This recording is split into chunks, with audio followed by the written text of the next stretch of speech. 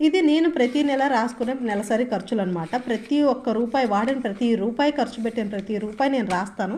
ఎందుకంటే ఇది ఓన్లీ రాత కాదండి, మా వారి కష్టం. మా వారి కష్టాన్ని చులకనగా తీసి పడేసే అంత పిచ్చిదాన్ని నేనైతే కాదు. ఎందుకంటే మనం పెళ్లి చేసుకున్న వాళ్ళకి లక్షల లక్షలు ఆస్తి ఉండక్కర్లేదండి. లక్షణంగా మనం చూసుకుంటే చాలు. ఆస్తులు ప్రతి ఒక్క అమ్మాయికి ఆస్తులు, అంతస్తులు, ఇళ్ళు, పొలాలు ఉంటాయనుకుంటారు, కావాలనుకుంటారు. కానీ నేను అలా కాదు. మనం పెళ్లి చేసుకునేది మనిషిని, ఆస్తుల్ని కాదు. ఆస్తులనే ఆదుకోవడానికే. నేను కాదనట్లేదు. అలాగని ప్రతి అవసరానికి ఆస్తే కావాలన్నావు చాలా తప్పు.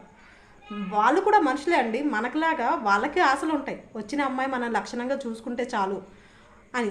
అంతేగాని ఆస్తుల కోసం వాళ్ళని పీక్కుని తినేసి, ఒక మనిషి బ్రతకాలంటే ఇంకో మనిషిని చావాల్సిన అవసరం లేదు. రెక్కలు ముక్కలు కష్టం చేసుకొని అర్థం చేసుకొని మనం సర్దుకుంటే ఇల్లు బంగారంలాగా ఉంటుంది.